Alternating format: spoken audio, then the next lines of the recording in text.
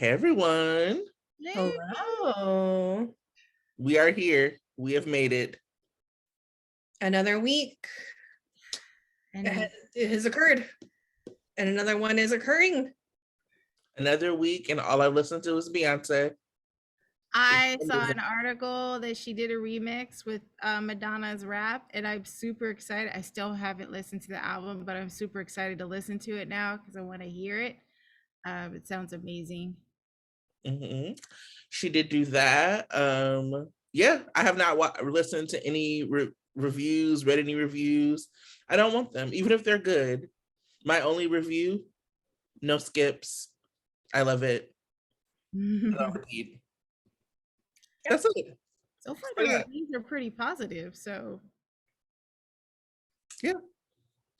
Someone also tried to ask me about some commentary about Beyonce this week, and I was like, the only commentary I need is on the album. There have been some. I have read a little bit of here and there, and there was, also valid things that folks brought up and have been addressed. And for the most part, I'm just enjoying, just taking it in. I was just listening to Church Girl right before we got on. And someone said that our podcast energy is energy. And I said, yes, it is. Yeah. And that's it. Any other things that happened to you your week besides Beyonce? A lot. One of our most notable youth organizations had an event last night. Okanda Black Futures, celebrating young people getting scholarships, but just celebrating Black Oakland and Afrofuturism, and it was pretty cool. Yeah.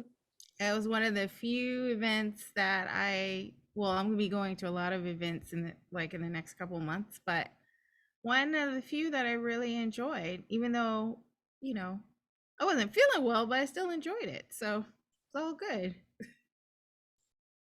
Shout out to East Oakland Youth Development Center. You guys should look them up. They are amazing. They are amazing.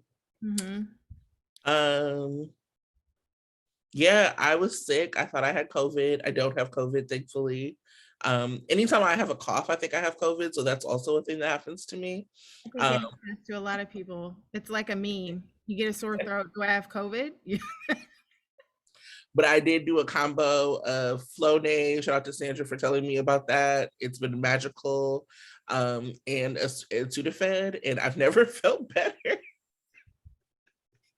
So I don't know if that's the drugs. I don't know what it is, but I feel great. So good. And lots of sleep. I slept a lot. I've been sleeping a lot. There's a lot of energy about. Many of you know I'm an astrology nerd, and the stars, they know some shit. So everyone, stay hydrated and maybe log off. That's my advice for the next week. Is that not the best advice that anybody's ever given anybody? Stay hydrated, log off. I highly recommend it. It is how I am maintaining my my sanity and glow. And my glow. You don't get this kind of glow from staying logged on. I'm telling you that right now. That's the I mind my business and I stay hydrated glow. Yes. Oh, also, I was very excited. So y'all know I love that place that Laura Wright gets her earrings, Waxing Poetic. I went a little overboard when they had a sale. And so this week I saw her wearing the earrings I have on now, which are one of my new faves. I was Very cute. Copying me. So y'all ready to get into the show? It was quite a show this week. It was. Lots of show happened. Lots of show. It showed. There's a day where I was swept. Ooh. mean, someone just took a large broomstick and smacked me into that, dustbin because I was there. It was like, ooh. Yes. I will give you a little bit of a recap. I'm really just gonna recap the things I cared about, and then the rest will be so sorry about that.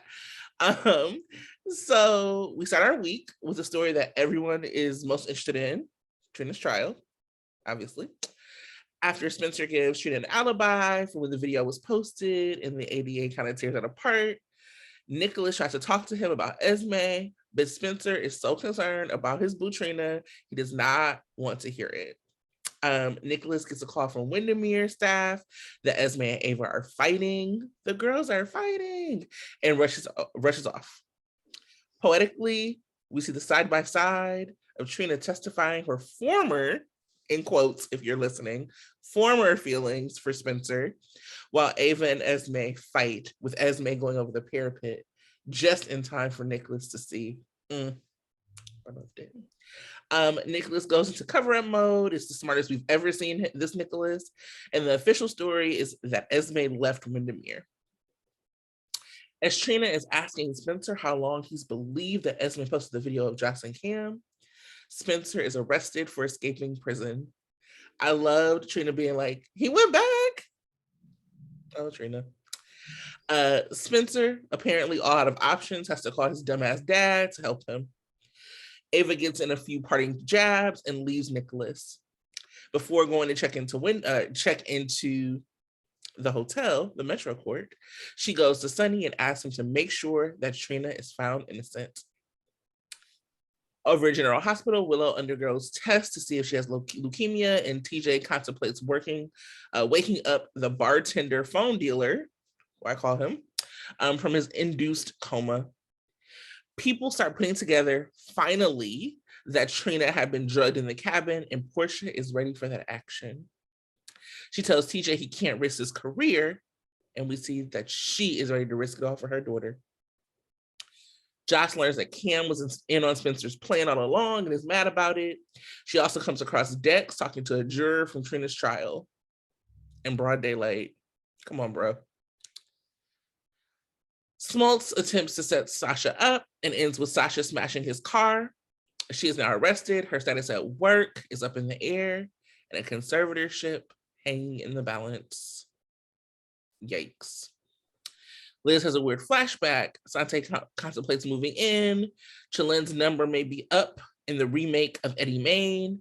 And Britt somehow agrees to another date with Cody. Another one. Also, Mac Daddy is now Mac Zaddy. And that is our week. Y'all are ready for that? I mean, I usually can't see y'all faces because I'm reading, but that was like the last thing I said. So like when I said it, y'all faces were like, Tracy. No, I loved it. I loved it. It's just the kind of dad joke that I would make. Yeah. So tell me, how did y'all feel about the week? What was your favorite moment of the week? Moment. I know. That's really hard. It was a really good week. Yeah, it was.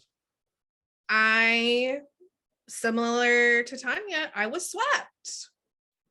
I mean, of course, I'm always going to have my complaints, a couple details that weren't quite working for me, but I think that Trina's storyline is they're leveraging the strengths of it. And it's generating so much story right now. And so I could really just watch that storyline and be satisfied. Was most of the week, honestly. Everything else was just fine or awful. But but the ratio of Trina's story was so high that even like the awful, I was like, yeah, okay. There was much more for me to watch when I was doing my rewatch, because I love to fast forward on the rewatch. Not sorry, Laura, right? But I there was quite a bit that I rewatched. Good sign. Favorite scene. It's gonna have to be Ava pushing Esme off the parapet. It's gonna have to be. It Yeah. just there were quite a few to choose from, but that was the stand up from the couch and give a standing ovation and yell, yes, Ava Jerome is my bitch and I love her. Yes, I love it.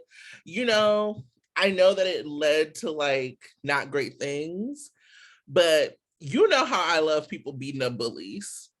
You know how I love that. Sandra and I were watching Stranger Things, and when 11 beat up that girl, I was like, I see no problem.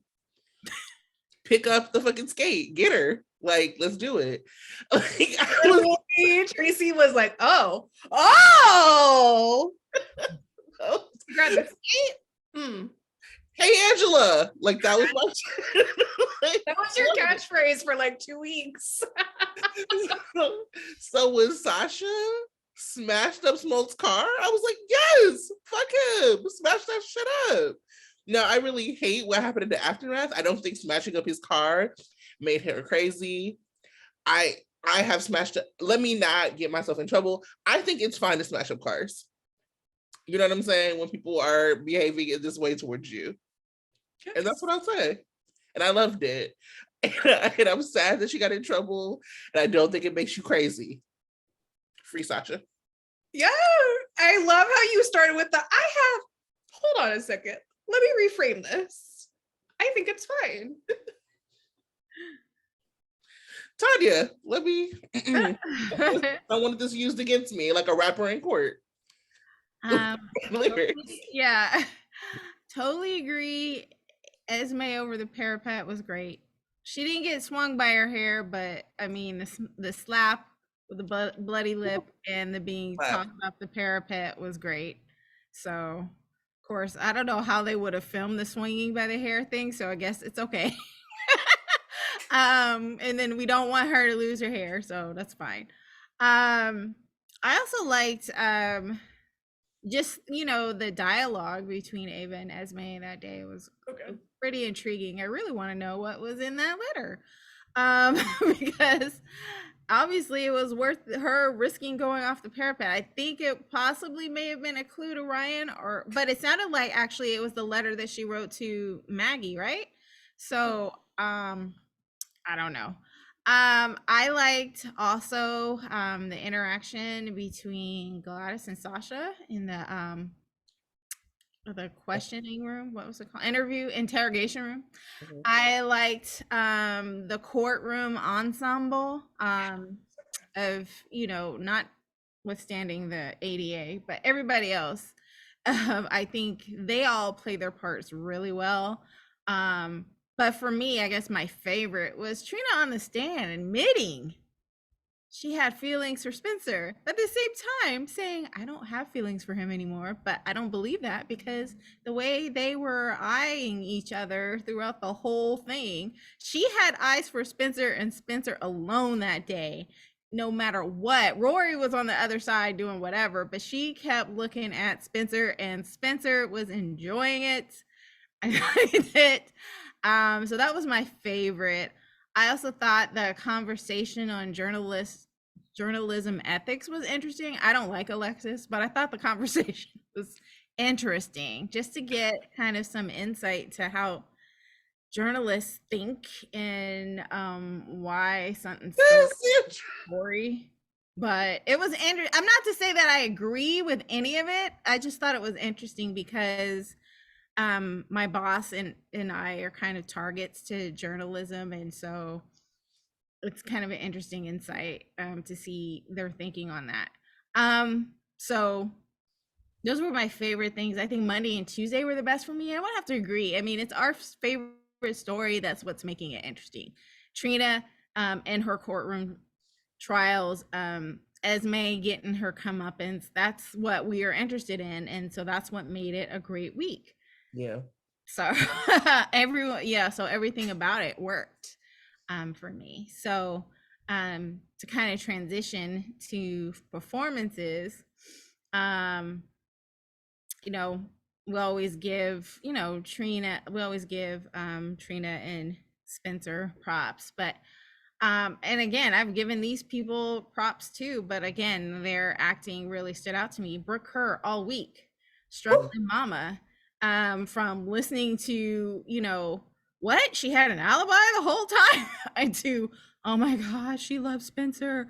To, oh God, this is horrible. Like the downcast eyes, all of the disappointment was very much obvious to, going to the hospital and again expressing disbelief that she had this alibi and all things could have changed. And then hearing, Curtis and TJ talk about, oh my God, we can do this, we can wake dude up, and her, self-righteous doctor, we can't, this is bad medicine, to, okay, I gotta do this because I'm her mama and I signed up for this when she was born. All of that was amazing. It was awesome. And so all of that should go on her Emmy reel, I think.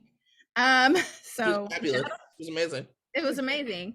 Again, Sasha obviously gave a very emotional performance and, all of that. But again, I have to give it to Johnny Wachter, Brando, as the struggling husband on how to deal with this. I mean, he went from saying the wrong things to fighting for her to trying to pull her back to begging Sonny to going in and thinking about, oh my God, do I have to have guardianship over her? I don't know if this is the right thing.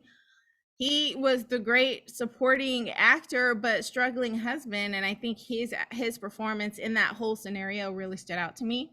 But also, again, Bonnie Burrows, supportive mama-in-law. You're my family. Oh, I didn't cry, but I wanted to, because of the struggle that those two characters had in just trying to relate to each other. And it's come to a point where Bonnie is now like her biggest fan, or Gladys is Sasha's biggest fan.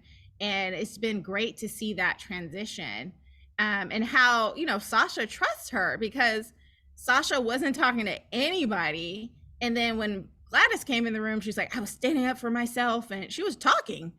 She was saying, she was explaining in a way that she didn't even say to her husband and to the interrogation. So, yeah, those three would be my top performances of the week. Mm. Yeah. All great. Brooke, amazing. I think that because Brooke looks so young, it's almost hard to remember that she's like a vet. You know what I'm saying? Like, Brooke has been doing this. Yeah. And so when she gets to get that like meaty material, she like shines. You're like, oh shit, Brooke Kerr is about this like soap acting life. And I really enjoy seeing her in that mode. I felt everything she felt from in the court.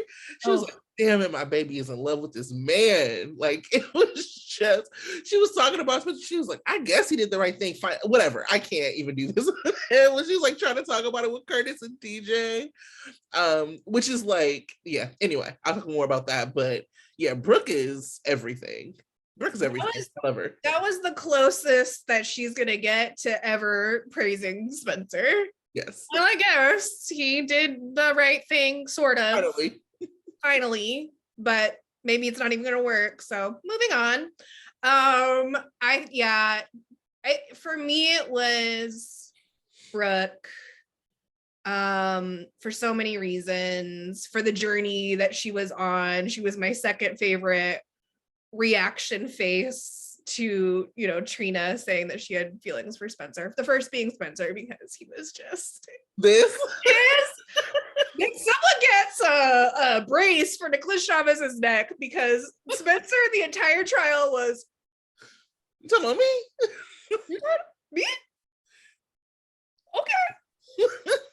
And then he like got it together, but yes, everyone's reaction faces were so good. The courthouse ensemble, right on.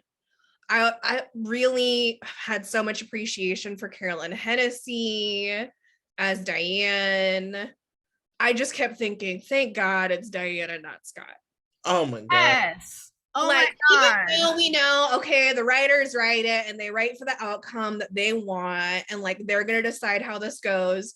But there's something about having Diane there that just like grounds us more in faith that this will work out. Yeah. And she also like really elevated the scenes, because if that had been Scotty, I would have been like this the whole time. Spit it out, Scotty. Imagine if Not the Diane, crayons, Scotty. Not the crayons. if Diane was her lawyer, I can't help but thinking this would have been solved a lot faster. I just can't.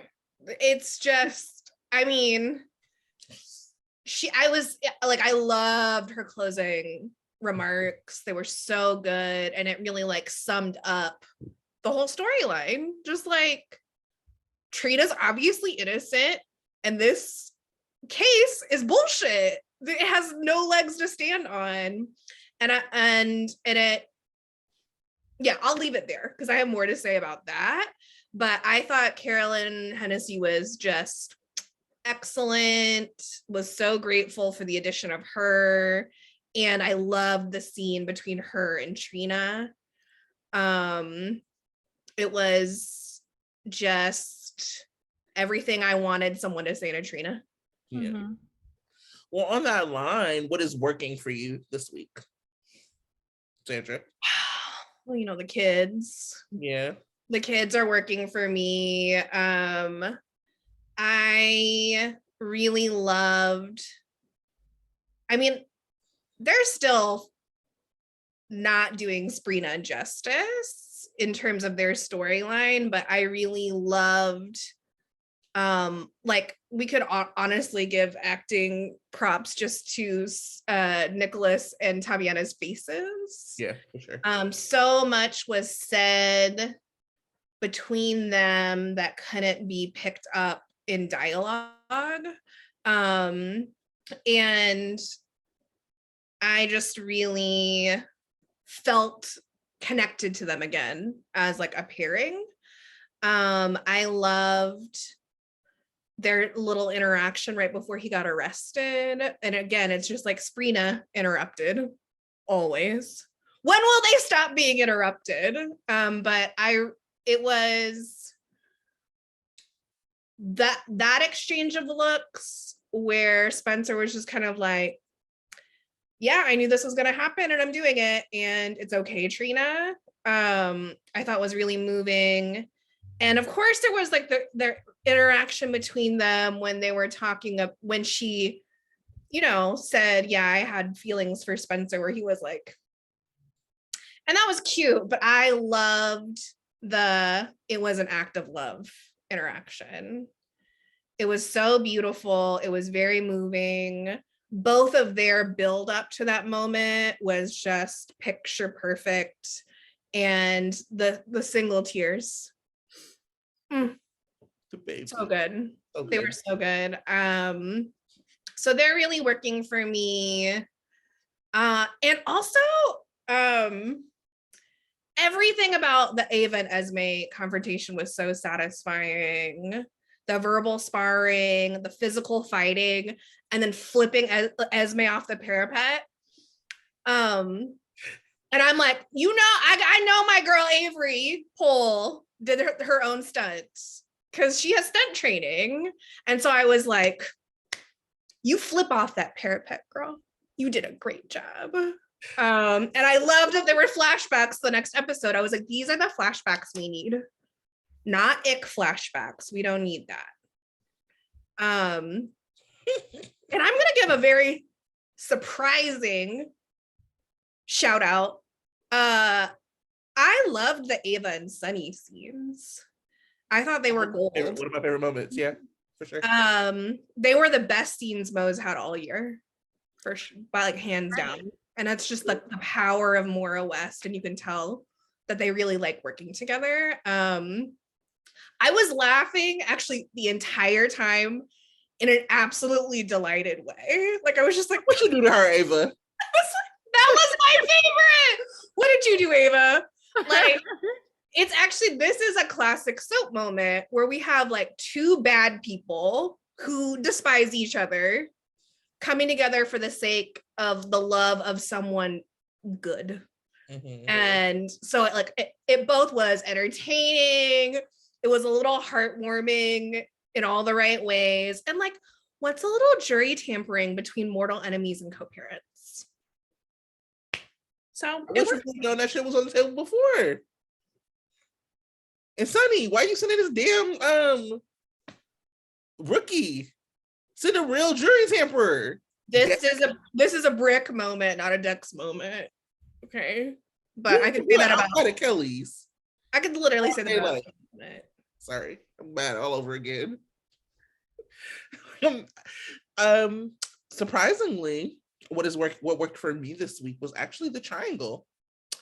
I'm really clear, and I've said this over and over again, that I see this as like the McDreamy versus McVet triangle from Grey's, where I actually don't really need to know a whole lot about Rory to understand what his place is. And it really just reminded us how young Trina is. That kind of redirect where she was like, oh, I thought you didn't like me. It's like all of these times where Trina is like, I thought you didn't like me. I thought you didn't like me, whether it's about Spencer or Rory. She's like, why would Spencer do this for me? Girl, he did that for you because he loved you, because you're that girl. What you mean? And like, oh, I thought Rory, like, I thought you didn't like me. Like, Trina, you're that girl, actually. Everybody likes you. And so I like that there is someone there who is just about her, who's not wrapped up in a whole bunch of bullshit, who's just like, I like her. Poor boy, he's gonna get his heart broken, but I don't know him, so I mean, you know, like, that's not my problem. I do like I do like her having a moment to be adored, and her having a moment to have someone who's really into her, and for her to feel that. And then the Sprina stuff, I agree with you. I like those looks, but the look I really loved was when she got off of the stand and she was like hugging her parents as she looked at him. And it was almost like, how did I do? So your parents are telling you that you were great. Obviously, like Jocelyn and Rory are going to tell you were great.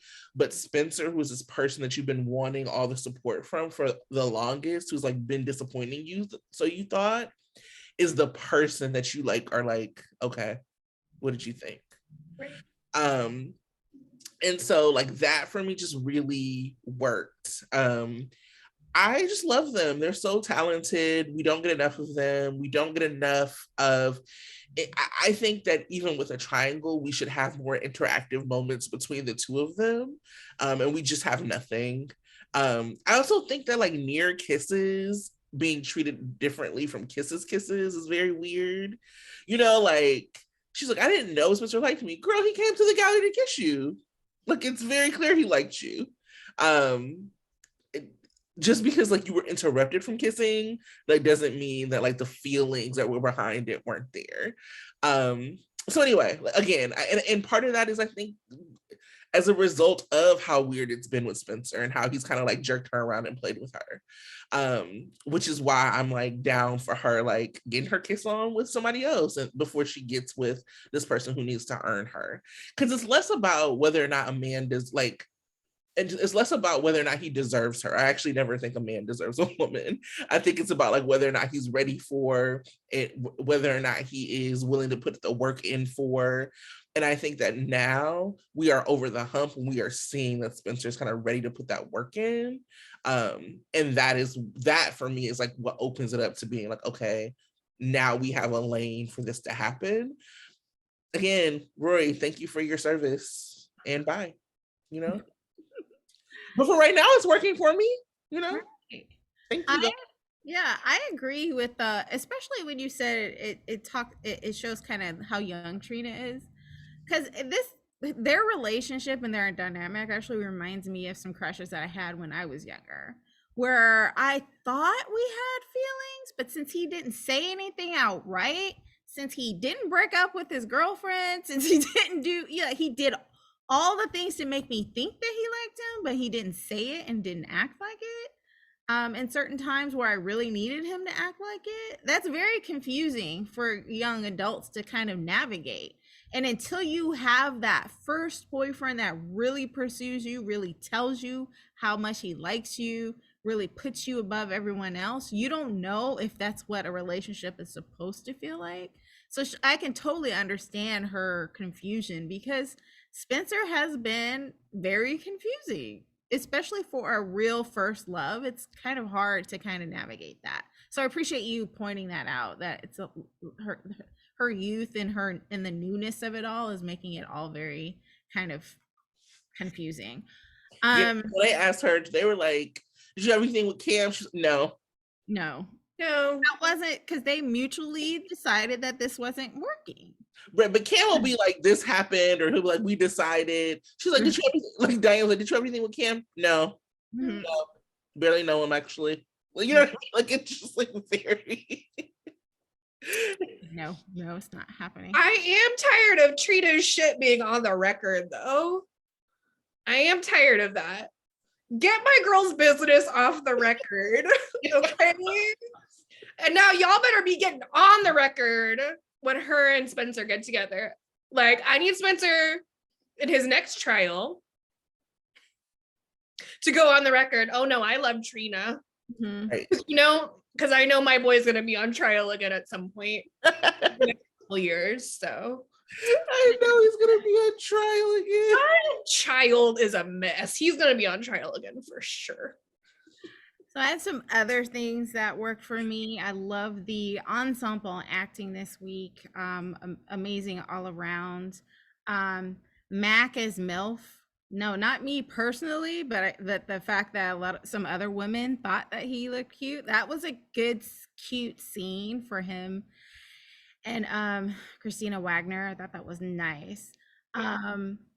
Britt and Terry tag team to help out Willow. Loved that. It was I thought they did very good as doctors in trying to reassure Willow. So that was good. I'm slightly more intrigued by Liz's story again, but it also just kind of the fact that they threw in daddy, like, uh-oh, what happened with her dad? And linking that to Peter's murder, or not murder.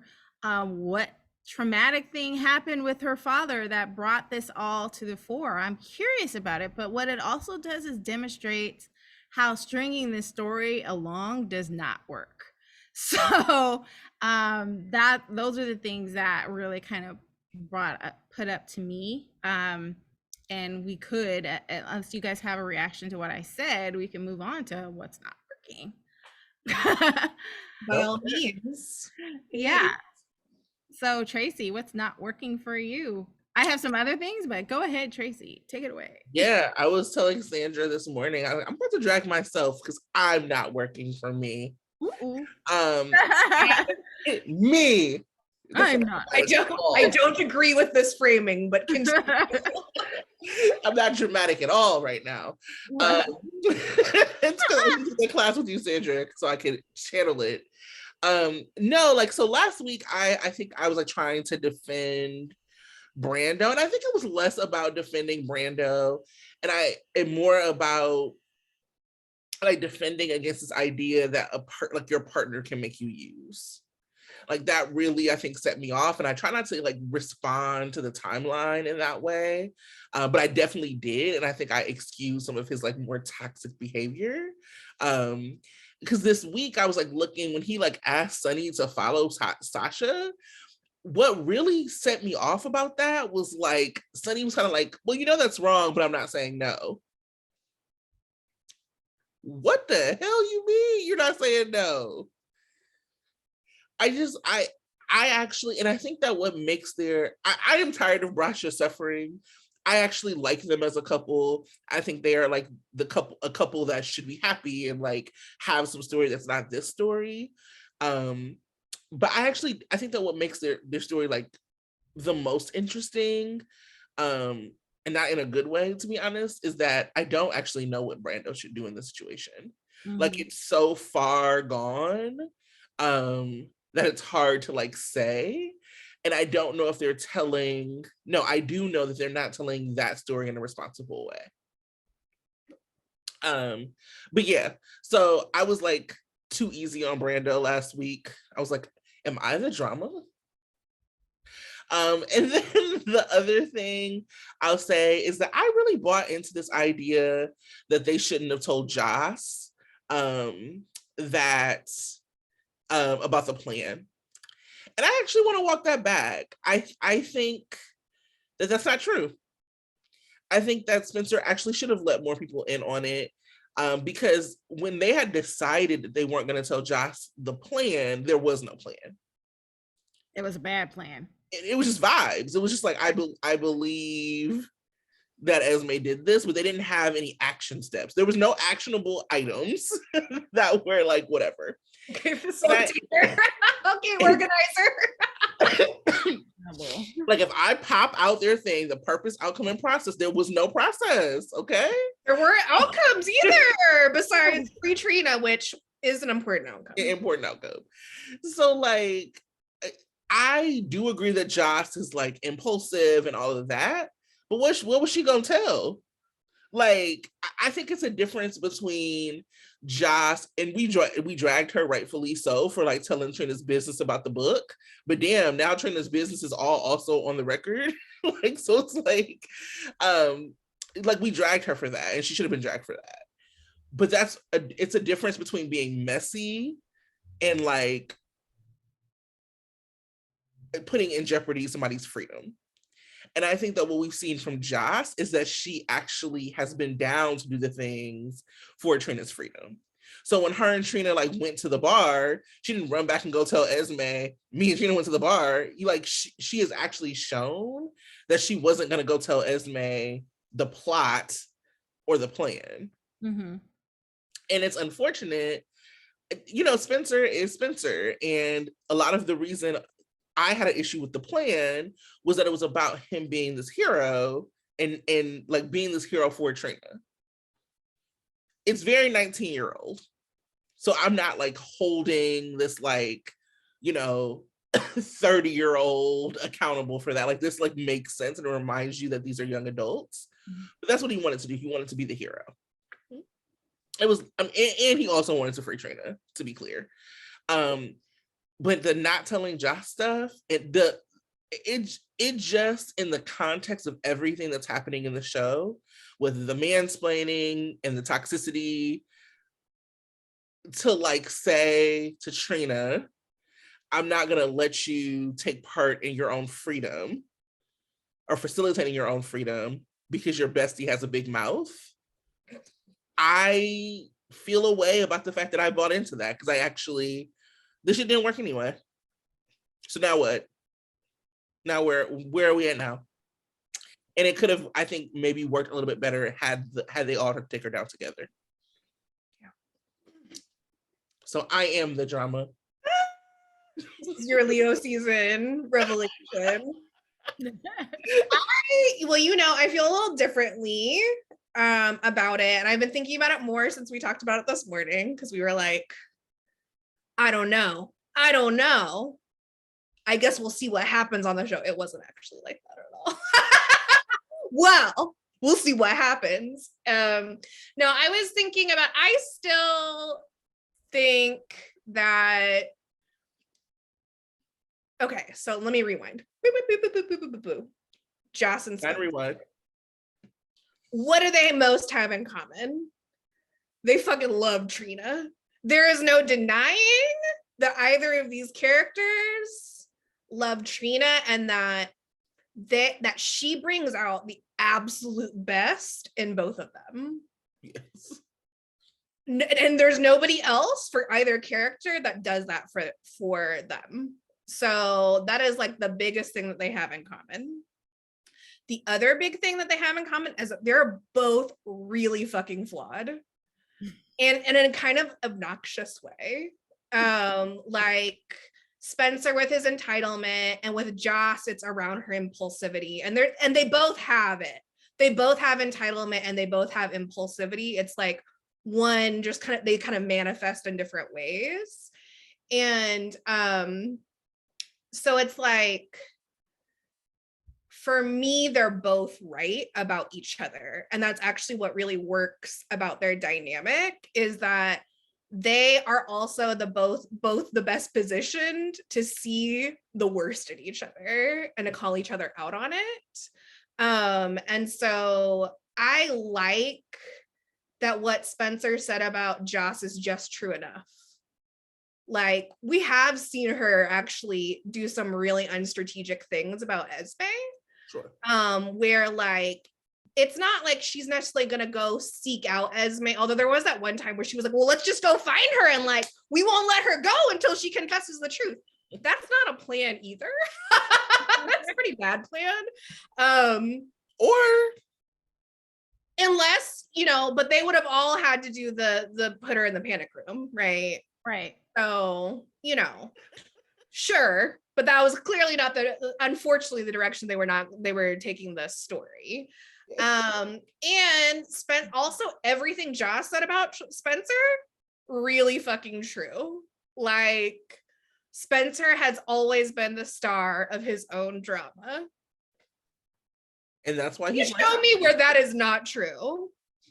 Please show me a time in Spencer's life where that isn't true. Even in like the times when I have actually the times that I have loved him most was when he was doing the most of this, actually. And so I really I love how flawed they both are. I love that they are the characters that like call that out in each other. And I like that they're actually with it, I think similar to what you were saying about Brando and like, what does Brando actually do in this situation? I think that there is kind of that with Cam, and like Joss has every reason to be mad at him. Absolutely. I would be totally fucking pissed. And also, the reasoning wasn't completely flawed either. So there was just like no good choices in this. So that's been my reflection since we talked about it this morning.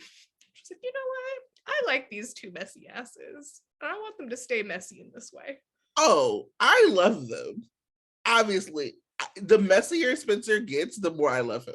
Like, I love it. And I love Spencer being messy. That's not my issue.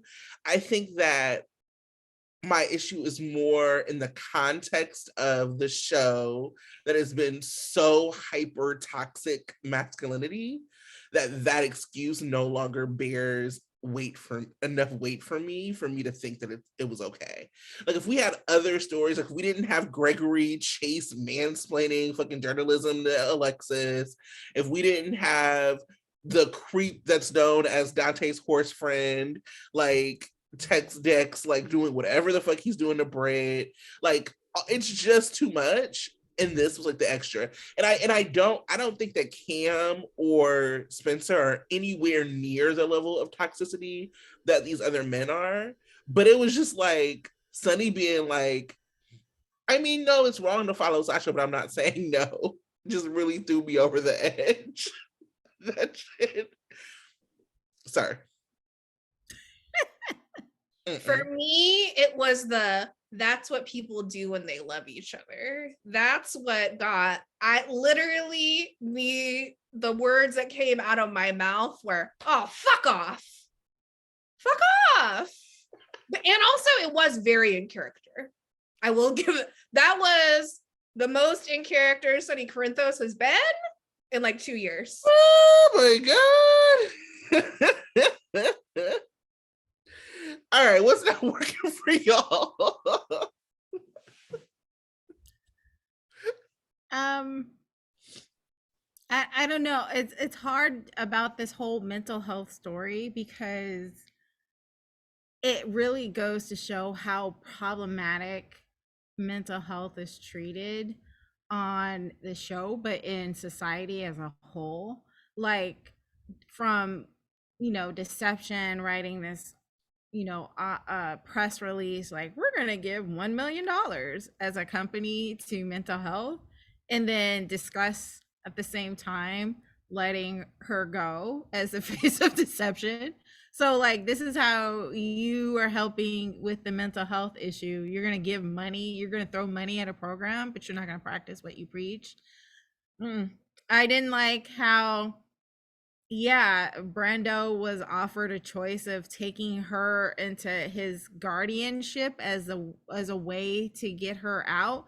I think it just demonstrates how our criminal justice system is horrible and how they treat potential cases. They don't know how to deal with it. And so they're just going to put her into somebody's custody. That's not helping her. The fact that, you know, they held her overnight when she was clearly traumatized. I don't think she's crazy either, Tracy, but I think she's not handling some situations well. And there's so many different ways that, you know, PCPD and her company could have done to help alleviate the situation. So I think it almost works in the sense that it really demonstrates how wrong our system is, but I didn't like it. I didn't like how they responded to her. So yeah, that didn't work for me. Cody never works, and unfortunately, neither does any story he's in. And I feel sorry for the actors that have to interact with him because I don't like him and I don't like the story. So I'm going to fast forward. Sorry, Laura Wright. That's just how it is. I don't like, and that's sad because, you know, Britt is an interesting character. She needs to be with an interesting man, and he's not it. I hate it. You don't like him paying people to tell him where she is at what time? I don't like his presence, period. There's nothing that he could do that would be right. Nothing. Yeah, sure. Nothing. Frank, text me and I will tell you nothing. Make that very spoiler alert. Spoiler, nothing. It's not gonna work no matter what you do, so stop it. Yeah. That's it. Like, that's all. That's it. That's it. I mean, what else is there to say about it? It's bad. And I mean, I guess there are a couple other bad things we haven't talked about yet. Fizz. Ooh. Because that's what's not working about Liz's storyline. Because it's like we have to do all this stuff with their relationship in order to get to the parts of the storyline that we actually care about, which is like what the fuck actually happened to Liz. Right. And also we still don't see her interacting with her family, which is what we want. Yep. And it's nothing about it is cute. Their whole, like, his declaration of love. First of all, I love you too. I was like, do you, girl? Really? Like, he was just so weird. I'm like, I thought you were grown. You were with Anna Devane. And this is how you speak your love to someone like this? Okay. And she did not seem, that was not love. I've seen Elizabeth in love, and this is not it. Mm-hmm. I've seen Elizabeth in love many times. Yep. Even though I'm not like, I've never shipped any of it. Well, except for, you know, Lucky, of course. OG. But no, I've seen Elizabeth in love many times. I've seen her in like more than this. So it's not working. Liked AJ more than she liked them. And that's like one of her worst pairings of all time. So yikes, it's not good. And all of their conversations are so prickly. It's like him trying to get closer to her being unenthusiastic about it and then giving in, and then them having some kind of conflict about him wanting her to do things she doesn't want to do, and then her being mad at him and being like, why are you saying I'm not taking care of my kids? He's so patronizing. And like clearly she's not okay. And this, no. So we have like are both Sasha and Liz gonna get Britney Spears? Like, what's happening here? And that's the other thing that's not working is both of these storylines happening at the same time. Right. Why? It's like that, and then maybe like the imprisonment of innocent ass Trina. What is going on? This is too much. One is too much. 3? Okay. No, so that's not working for me.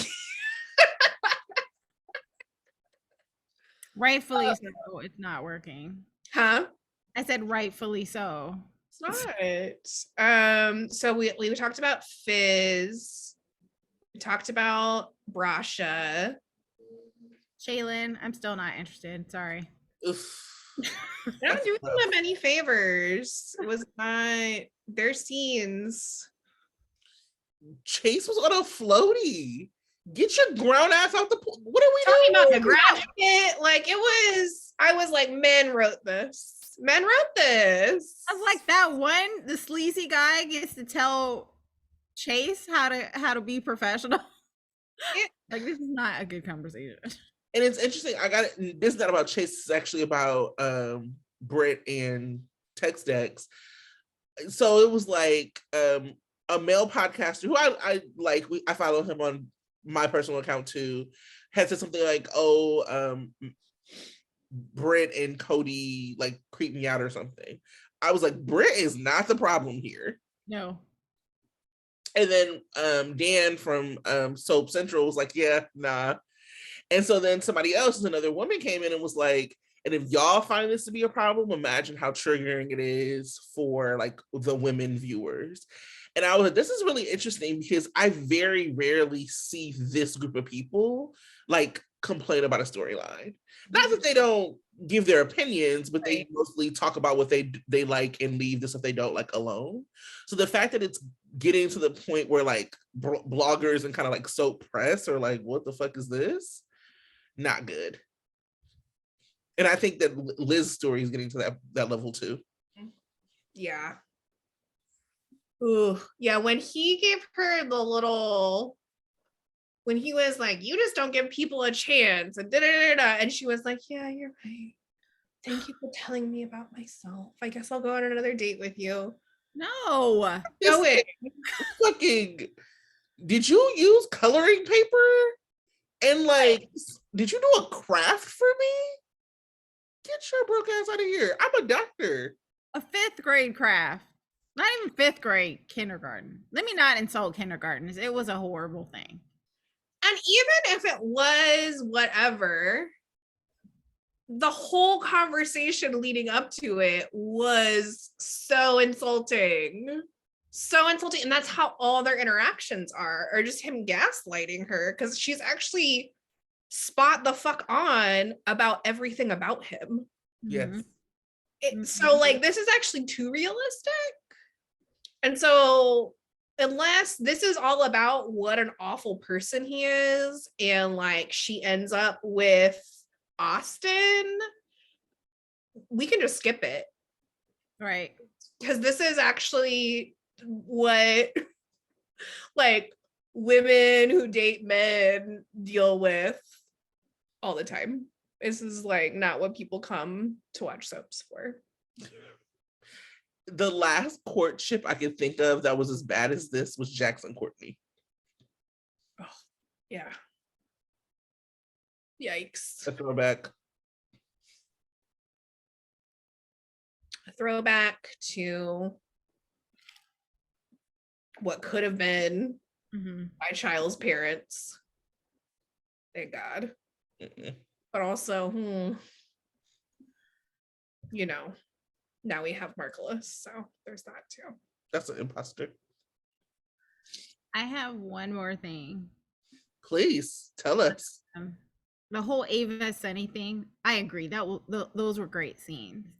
I just wish Ava asked him to get help for Esme versus helping Trina. And I understand why they want to help Trina because she's innocent and all that.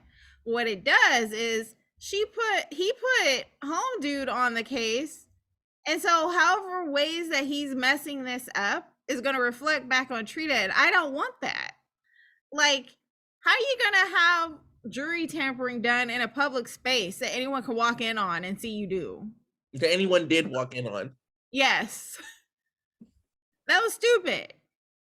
How you gonna put someone that was like clearly on a trial run on this super, super duper important thing that could really harm Trina if it gets out?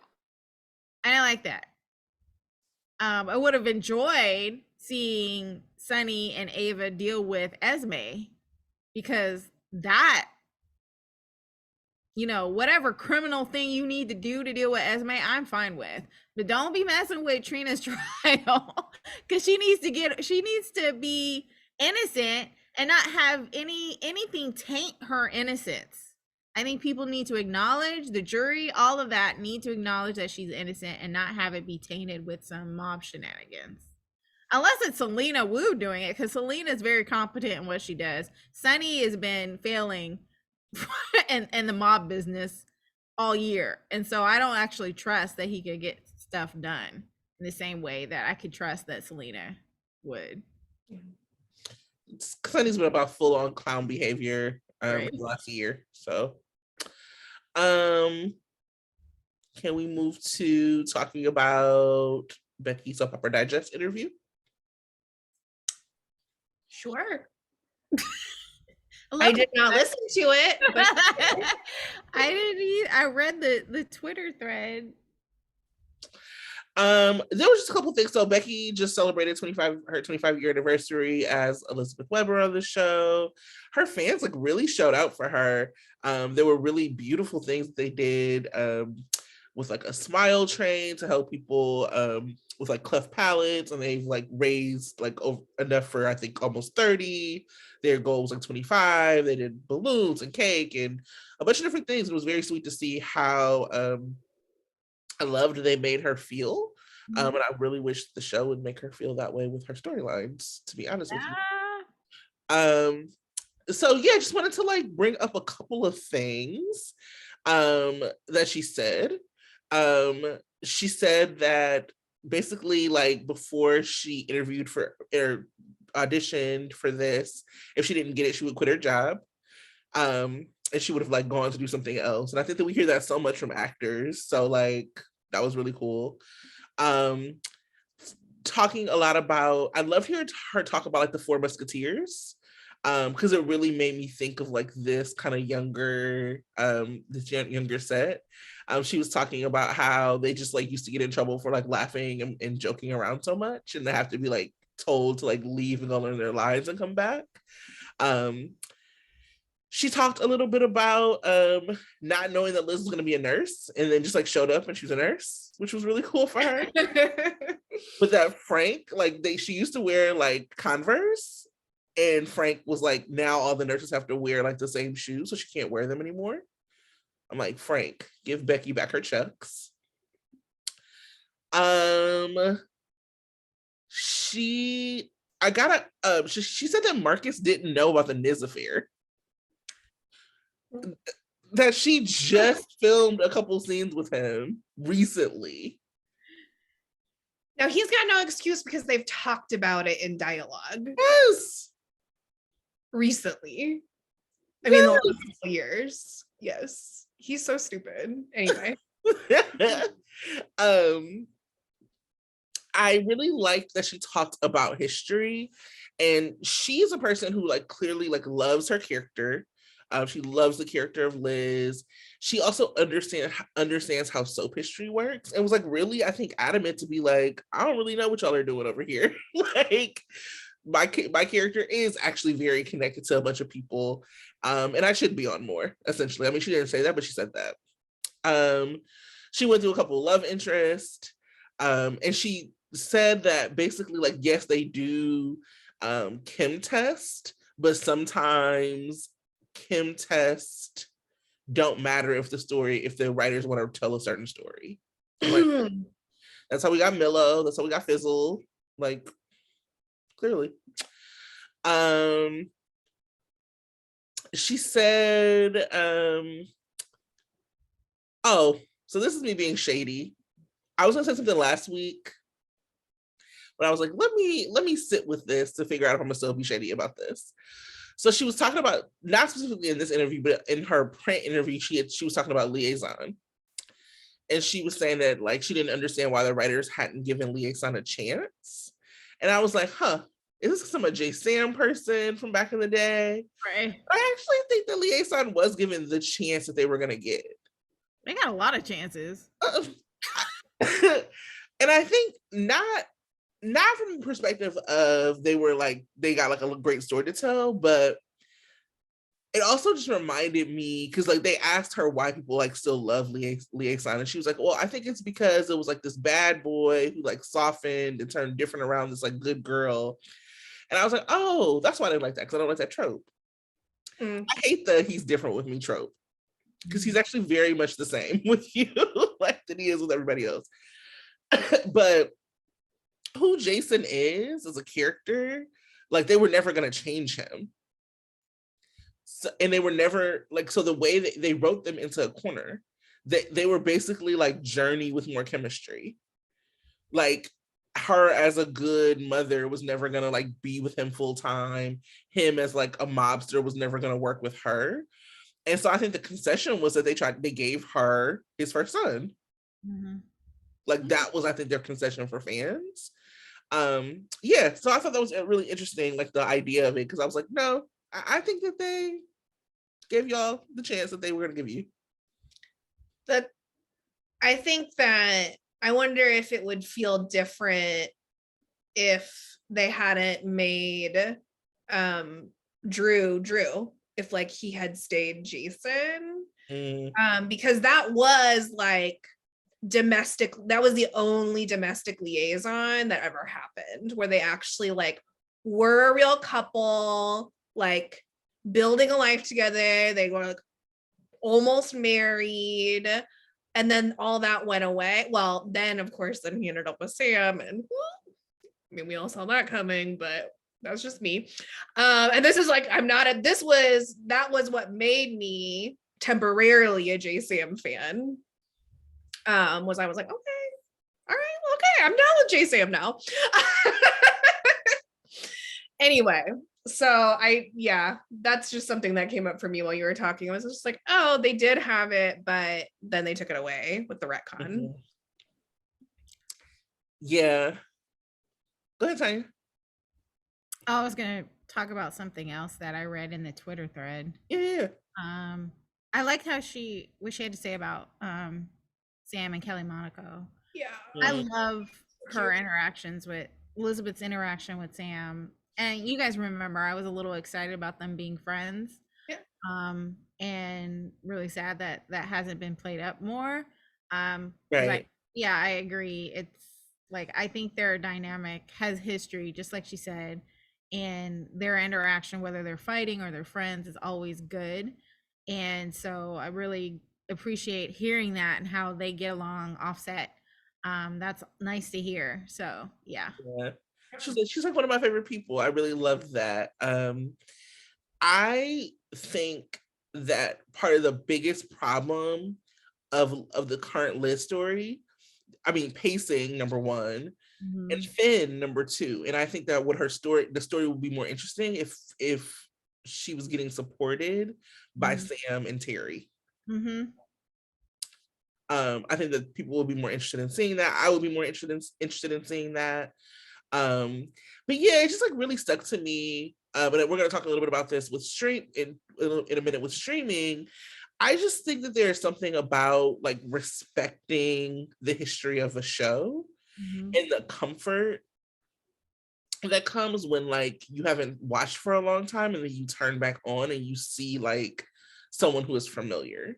And that's like who Liz is, and like she's been there for 25 years, and so I think it is so confusing to me why they don't use her more.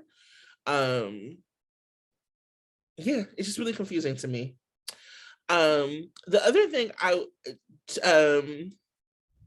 she was talking a little bit about like Jonathan Jackson, and she was talking about when he came back the last time, like it was like a little interesting to get back in the groove of like what their story was, because they were so she had like really great things to say about Jonathan, like she always did. She talked about like how sensitive and like gentle he was during like their initial story. And then like when he came back, how it was like they had to like learn how to be adults with each other, and they were able to like, you know, in a few minutes like figure that out, and that she would welcome him back again. Did she talk about that whole scene? That scene? No. You know what scene? That scene. I definitely know what scene. It's my comfort scene, but she did not talk about it. She did not talk about it. It was interesting, and it also was so funny to me when I think about like what she said about Liaison. She said something about like not understanding why they didn't pursue Niz more, and it was funny because she had forgotten that Sam had ever been with Greg Vaughn's Lucky. She was like, "Oh yeah, that did happen." Like during the interview, she was like, "Sam and Liz, huh?" Yeah. It's just like how much the actors don't know. Oh, the other thing that was really interesting is that she was just like, yeah, she kind of doesn't know what's going on with her story either. Like that they haven't given her direction. That the scene where she had to like call for her father or whatever. She was like, she didn't know she had to ask the person like, how am I supposed to do this? Like, what is like the context? And they couldn't tell her. So she had to do a couple different like takes because she didn't know it's supposed to be like scared or happy or sad, because like she didn't know the direction of the story. I was like, what is going on? Did you know that she was imagining Peter at that time? Huh? Did she know she was imagining Peter at the time? Because I can see. She didn't say. Yeah, I can see them totally writing the script. You fall on the stairs and you sit and you look contemplative, and not telling her why she's looking contemplative or scared. I mean, that's just weird. And and I have to give her props of being able to act and not knowing where it's going. Mm-hmm. That's crazy. Yeah, it just also reminds me how much like actors, like as like viewers, sometimes we don't know the characters per se better, but in some ways we know like the characters better than the people who like are portraying them, because we watch them in a different way. Right. We know the context of everything that's going on around them. And so I was like saying excuse me, that Mo had was doing like Maurice Bernard was doing like a Instagram live with Marcellus, and he said that Nina was like the top 3 love of his life, of Mo's life, or of Sonny's life. I was like, please stop it. No, she's not. And maybe she'll get there. She's not. That's called recency bias, my friend.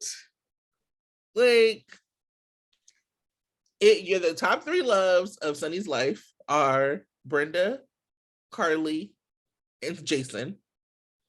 Y'all can debate the order. I was gonna be like Brenda, Tamara Braun, Carly, maybe Laura Wright, Carly, and then yeah, and then Jason. Like, I was just thinking of women. I was not thinking about Jason, but you're right. I mean, okay, so like let's swap out Jason. He loved Connie more than he loved he like fucking killed AJ for Connie. Are you kidding me? Right. Like, I was just like, dude, please stop it. Stop it. I see Nina like as one of those lawyers that he slept with and has God. He has to stay with just to, you know, make it seem legitimate, but really he's not like really. Reese Marshall? Yeah. I love it. He slept with a couple lawyers, right? No? Slander. Keep it going. Keep it going. There was a DA and there was a This is like one of the Carly's divorce lawyer. Right. Who slept with Carly's divorce lawyer? Like he has to stay with Nina now because he basically fucked up the relationship with Carly. I don't think he really loves her.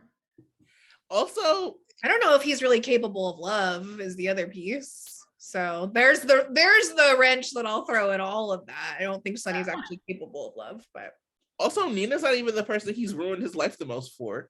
Right. That would be Emily. Mm-hmm. Why would And guess what? I'm gonna go on a limb. No, I'm not gonna say that. Never mind. Say it. I Say was it. gonna lie. Do it. Do it. No, I was gonna lie. It was gonna be a lie. Oh. I mean, I didn't know it was a lie until I was about to say it, and then it tasted nasty in my mouth. I was gonna say that I like soily better than I like Sona, but it just tasted nasty. I knew exactly. I knew that that's what you were gonna say. That's why I was going. Don't say it. Yeah, don't say Yeah. it. Don't. I was disgusted by soily. I just think that Sona is pathetic. It's sad. Sad is not the word. I think pathetic is the word I want to use. Yeah, pathetic. Anyway, Maybe Nina's sad. If she wasn't such a pathetic character. No, I was gonna say something else.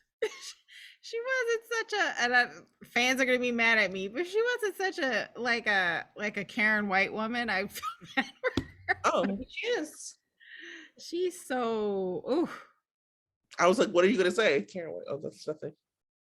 It's awful. So anyway, anything else from the Liz Soap Opera Digest thing that y'all like saw? I just wanted to make sure that we named all of that. It was the other thing that she talked about was when she got fired. Oh yeah, I saw that and I was like, what?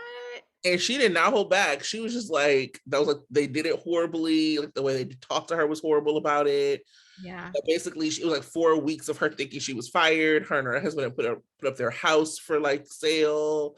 They were like figuring out how to like scale back their lifestyle because they didn't know what was going to happen. And the only reason that she was able to keep her job was fans.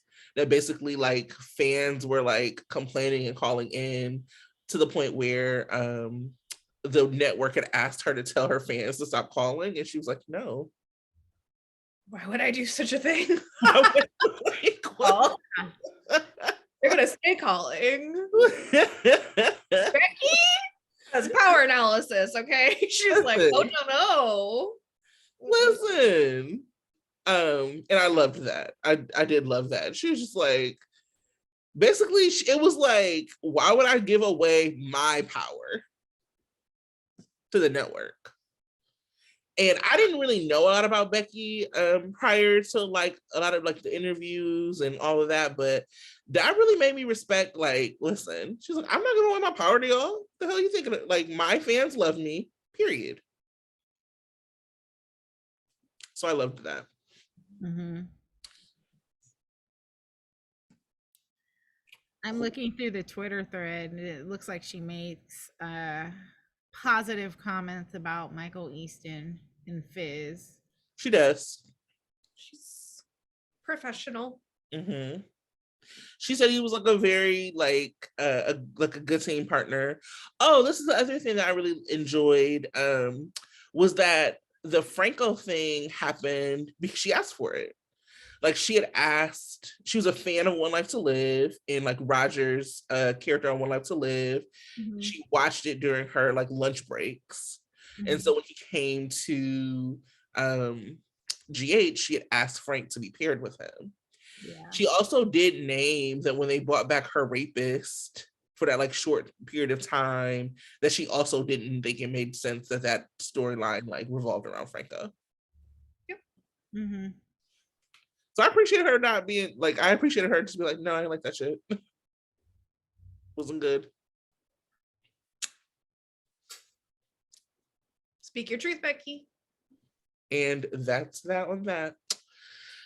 Okay, just really quick, wanted to like touch on, since we don't talk about days that much, I mean, like we reference it sometimes, but like that's obviously not what we do.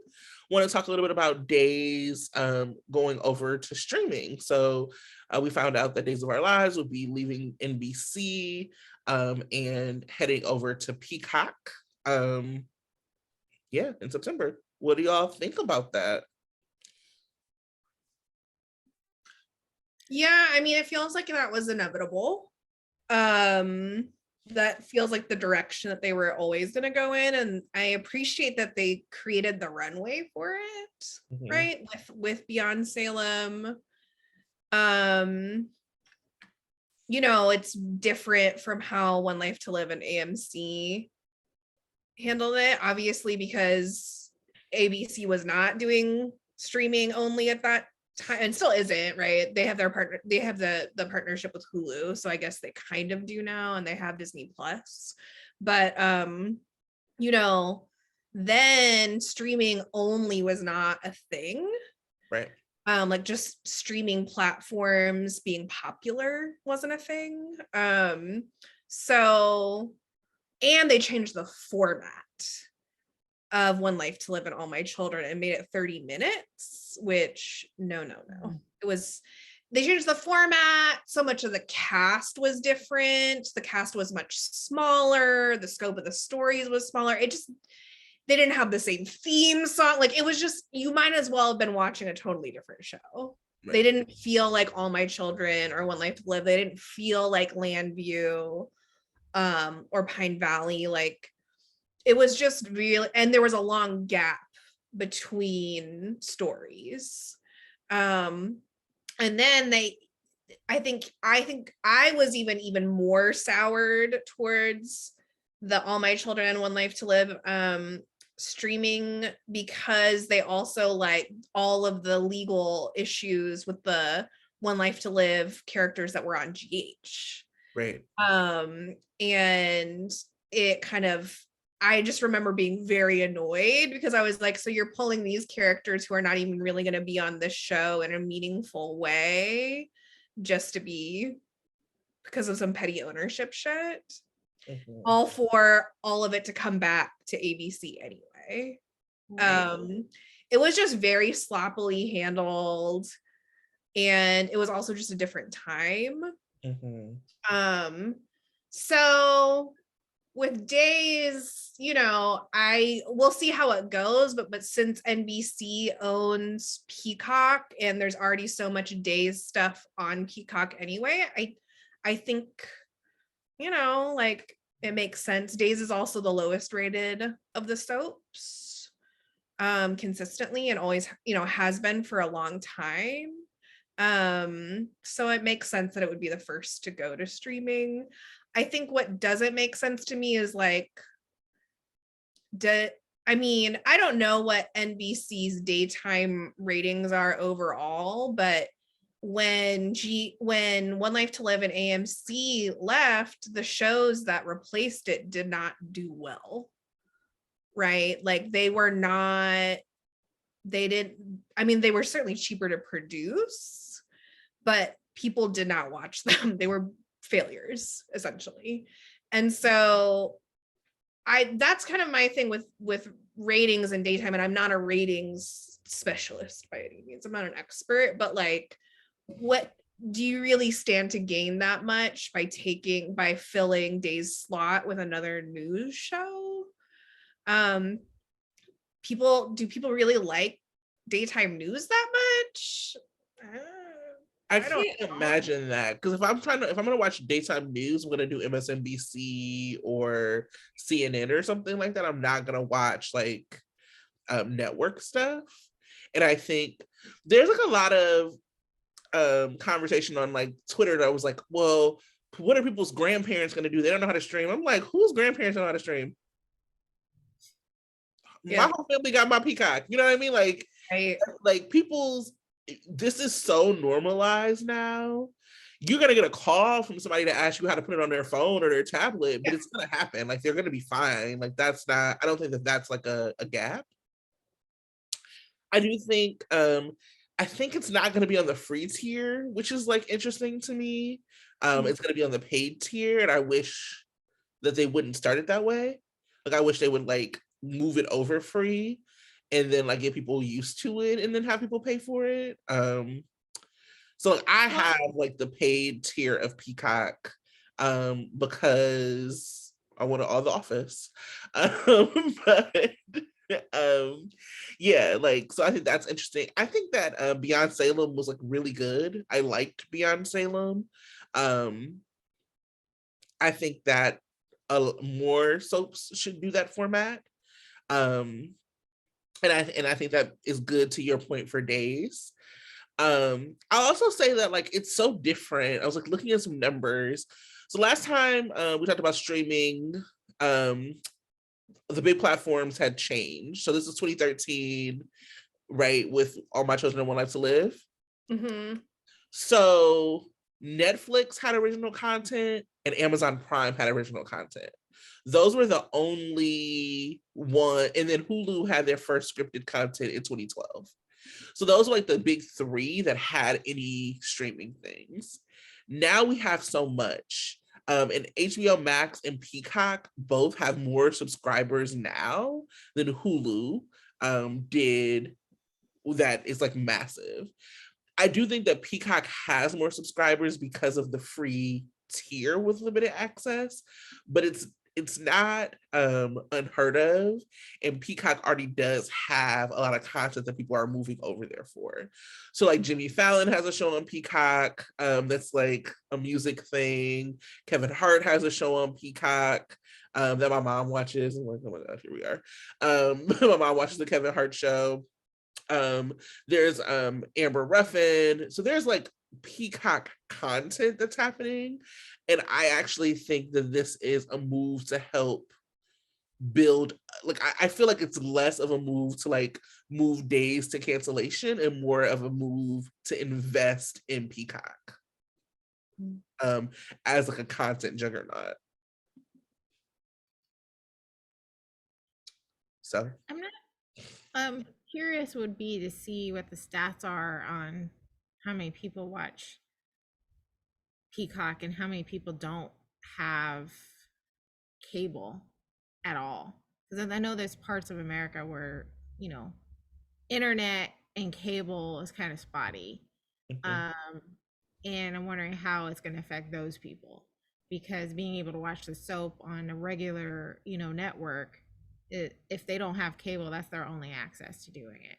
And no, cable and internet come bundled. And so for those people who do have cable, like for me, I have cable and Peacock comes free for me, but I'm still kind of paying for it because I have cable. I know Comcast owns NBC, right? So they offered Peacock to me for free. So I can watch it because I'm paying for Comcast cable. So it's not that big of a transition for me to be going from streaming to NBC. And NBC is not my favorite channel right now, so I rarely go to NBC at all. So if I'm going to watch something on NBC, it's probably via Peacock. But if this becomes something that other channels do, like CBS and does for YNR, or ABC does for GH, then I don't know how I feel about it, because I do like being able to have something to watch at, even though I don't normally get the opportunity to do it because I have to work. But having my DVR, I don't know how I feel. I'm at this I don't know stage. So and then they said, you know, you can see the entire catalog on Peacock. Sometimes you don't, because I be looking up Bold and Beautiful episodes, and sometimes like I want to watch like way back in the day, like in the 80s, because I want to get the history of some sort of relationship, and I don't always get to see that. They may have some of the catalog, they don't have the entire. So maybe NBC will. I don't know. I don't know if they're gonna have the entire. Yeah, I don't know if they're gonna have the entire catalog. I do know that they're gonna have a substantial amount, and if they do, I am gonna go back and watch like some old school Shell, because you know I was like a Sean and Bill fan back in the day. That's what one writer said. I saw an interview about it.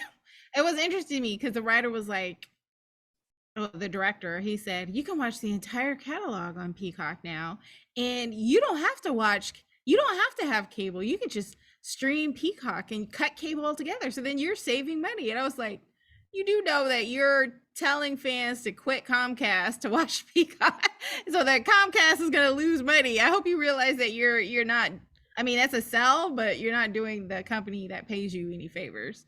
Yeah, but if it's all owned by NBC, it doesn't really matter. Well, Comcast owns NBC, so. But they all, you know what I'm saying? They all own each other. So it's like, cable is going to be obsolete. Pretty I mean, it basically already is. And so that's their way of being able to recoup over something that is inevitable. Yeah. You know, the way that the premise of The Office is that paper is obsolete, and yet here is this, like, they should actually make a show about a cable company in that same way. Yeah, I'm also interested. I think that this gives Days some opportunities to do some really cool things on Peacock. Like, can we get some crossovers? Like, can we like actually get people like NBC folks? Like, I mean, I don't like Jimmy Fallon, but like Jimmy Fallon on Days. Like, can we get that? Get the people from Days, like the big like kind of celebrities or couples from Days, like go on some of these like talk shows to talk about the transition. Yeah, I think that networks don't take enough advantage of that, of like using like the kind of like network in-house stuff to promote each other and promote across brand, like promote their shows across the brand. And so I wonder if ABC or if NBC and Peacock will do that. Either way, I'll be watching. I'm a Days watcher again. So I will still be watching, and you know, I already pay for Peacock so I can watch all the versions of The Office I want. Lots of super fan episodes. What I do appreciate about Peacock and Days right now is that they have like the last year available to stream, and that is really great. So it's obviously it's not the whole catalog, and there are so many reasons why you actually can't do that. I think just like from a logistics place, that would be very hard to house that. But also like a lot of old footage from our soaps don't exist anymore. Right. They used to just toss it, and they didn't start digitizing it up until a certain point. So like all that shit just doesn't exist. But I do appreciate even now being able to go back and watch Days and not worry about, I'm actually very behind right now. But I don't stress about it because I know I can go back and watch later. And so hopefully that kind of stuff can also be captured in a way that isn't necessarily captured now, when, you know, folks are split between NBC and Peacock. Mm-hmm. And I hope they do. Hope it goes well for them for when it inevitably happens to GH. Exactly. That's why I'm rooting for it. And I hope that they also do like collections. So like on Peacock, they'll have like the super fan collection or like the super whatever. Like I would love if they had like the Bo and Hope collection, because I would go back and watch a bunch of that. You know, for like old episodes, and they like I would go back and watch like the full Princess Gina storyline. Like that was my shit when I was a kid, you know, like I think that that's a way for them to recoup and like to get people to watch things. And like you said, like this is inevitable for GH as well. Especially, I mean, you know, if Days is off broadcast, then who's gonna be the last in ratings? It's gonna be GH. So ratings don't really change that much. Mm-hmm. Yeah. You know, CBS is always going to be on top. Mm-hmm. And so yeah, I think that also fans should root for Days and hoping that this transition works. I think like CBS will be the last to make the transition, but CBS has CBS All Access, so they'll probably try to move their stuff off as well. Mm-hmm. Yeah. They're owned by Paramount? Yep. Or so they have Paramount Plus or something. Yeah. Well, best of luck to all involved. I am involved. But best of luck to me. I know that's right. No, that's right. All right. Do y'all have any free-for-all hot takes before we wrap it up with Sandra telling us what to look forward to? Just look ahead. There are some things to look forward to, but yeah, I have some hot takes. Please, give it to us. The way that Spencer talked to Nicholas like he was a confused child, Ian was quite frankly the chef's kiss. Like, he was just so like clear on his priorities, which were not anything Nicholas had to say. And sure as fuck wasn't anything about Esme unless she was going to be exonerating Trina. And so he was just clear, concise, like, I don't have time for your shit. And Marcus is just like, I don't have time for you right now, Don. Like, I have shit I gotta do. It was so good. I laughed so much. It was, and then I laughed really hard when Diane called Spencer Nicholas Cassadine. I know. I was like, oh, Diane had a little confusion moment. That's okay. I posted that on our Twitter. The the rest of the take was so good. They were like, you know what? The scenery didn't fall down. The rest of the take was good, so we're gonna keep going. And I thought Tabiana really handled it like a pro. Like she was like, and Spencer. We were talking about Spencer. Okay. I really felt like the reaction shots to Trina's testimony. I know we've talked a lot about that, but like they were like all of us. You know what I'm saying? Like, oh, Sprina, but also Joss being like, every time they were talking about, well, this really happened because Esme was jealous of Spencer and Trina's relationship, and she kept looking over at him like, or whatever. Like, she's like, Joss never liked her. Joss. That was my next note. Was like Joss's nod was like, Joss is really like that bitch. Joss is really channeling Carly's smug bitch in court gifts. And that's my favorite. Those are my favorite Carly gifts. The prosecutor's cross-examination of Trina was so patently ridiculous that it was like the thing that made it so hard to buy into the idea that Trina's trial isn't going well for her. Yeah. Like the cross-examination was so bad. Yeah. It's nothing on the actress. I think the actress is doing a great job because I fucking hate her, and that's how you're supposed to feel about her. And she is doing a great job performing as if she has a good case, but she doesn't. She has such a bad case. And it would be one thing if they were kind of addressing it like, what would actually be realistic is that the prosecution would have a bad case, but they would still be scared for Trina because she's a young Black girl. That's realistic.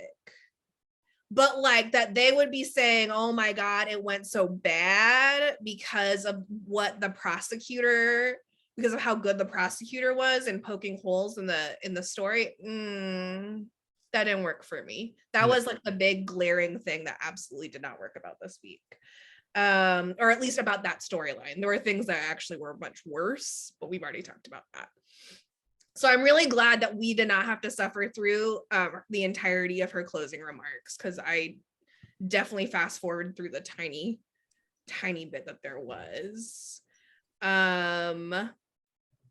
Best quote from Spencer: the only feelings I have for Esme are anger and contempt. I also really love that you and Esme have gotten a lot closer lately. I cannot wait until he finds out. Like, it's gonna be, it's gonna be so good. It's gonna be the opposite of what Nicholas Chavez gave this week, which was like a very understated, like controlled performance. And I look forward to the opposite when he finds out about that shit. I loved Joss intervening to tell Spencer to leave Trina alone. I loved it. She was like, okay, that was nice, but leave her alone. That's what your bestie should be doing. What's she supposed to do? Right. She's like, but hold on, let's talk about Esme for a second. She was still just like, I can't wait till she finds out about this shit. Like, she's like, I can't wait. Like, so good. So messy. I love it. Even in all this, she's still like, I can't wait. Can't wait for that bitch to find out. The Ava and Nicholas scene. reliability. Moral West, so amazing. She had a couple really great lines, but I mean, just, you know, obviously as usual, wipe the floor with Marcus. But I loved, we all know that fall isn't necessarily fatal, Exhibit A. Because like it's one of just the most iconic parapet falling scenes between my faves. Pushing, to be clear. Like Pushing, slipping, falling, whatever. It's complicated. But what I'm not interested in is Ava being trapped in this marriage. No. Because of this. This is the part that I don't like about this storyline. And I don't, this like Marcellus using Esme as leverage to keep Ava. I'm like, I'm gonna need that to blow up in his face like so hard. I need, like, Ava cannot be saved by Esme falling off the parapet. That I cannot live with. No. I cannot. But there was a moment when he was like, you know, we need to, and the energy, this is not what Ava said, but the energy she gave was, we? Are we speaking now? I hear you saying we a lot. We? No. I loved her little moment when she was like, Spencer did that for Trina. I see you. You know, first mate of the ship. I see you hopping back on board. You never really left, Ava. You never really left. Neither did I. And she was also wearing one of my favorite Ava looks. With the second half of the scenes where she had that little see-through black leopard with the blousey like pleated sleeves and the black bra. Mm-hmm. That is an outfit that you leave your husband in after you threw that bitch off the parapet. No notes, none whatsoever. And also no notes about Portia waking this man up out of his medically induced coma. I love it. I love that TJ was down. I love, this is the most chemistry I've ever seen between Curtis and Portia. Like, I was like, okay, this is what you need to get the juices flowing. You just need to like wake this white man out of this coma and possibly kill him doing it for the love of Trina. Oh, and I appreciated, Tanya, they added those jurors in for you. I know, that was my comment for Tuesday.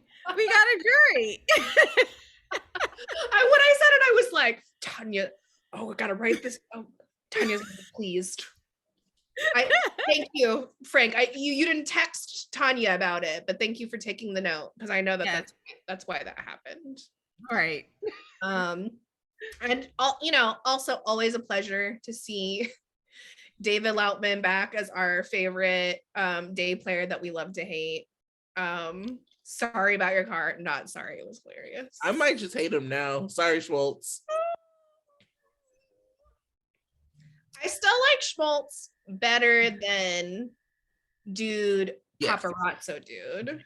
Yes. So as long as there's paparazzo dude, yeah, Schmaltz will at least have someone to, someone's shoulders to stand on. So yeah. I have go ahead. I have, what's going on with this elevator? Like, just so we can have scenes in the hallway? That's what this elevator is? All right. Somebody better fall down that elevator shaft, or else I'm gonna be seriously. Finn, Mr. My last relationship went off the rails because of secrets. Fuck off. Fuck off. That's not what happened. You couldn't handle that your girl was a spy and wouldn't let you force a relationship on her while she was clearly mentally ill. Michael and Sam scenes were really good, and it reminded me, Michael. I don't know. I don't know what to say. Just it's bad. And it reminded me of a time when it wasn't bad. I did have a note that said Tracy got her Michael and Sam. And Sam, Kelly Monaco brings the best out of him, but my girl's shoulders must be tired because I cannot listen. This is the note. They really made my girl Samantha defend Cody with horses. I will never forgive it. Agreed. And if I don't get something very sweet for Sante, I don't want no problems for Sante. I haven't seen Sante on screen enough to have problems for them. Move in together. Stop with this bullshit. I still wonder if Liz is the person that Peter said was helping him that we could never guess. So do you remember there was like before Peter, he was like, somebody was helping me, you would never guess. I wonder if that was Liz or her alter. I wonder if the writers know if that was Liz or her alter. Here we are.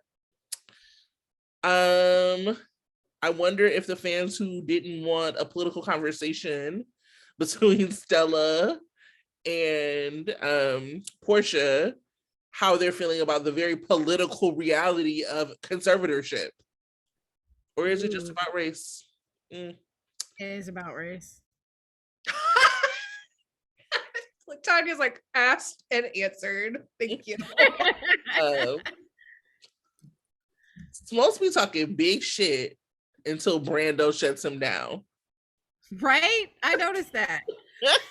He was like, you said something, we'll say one more thing. Smokes was like, it was okay. Smokes like, when you leave, I'll be talking again.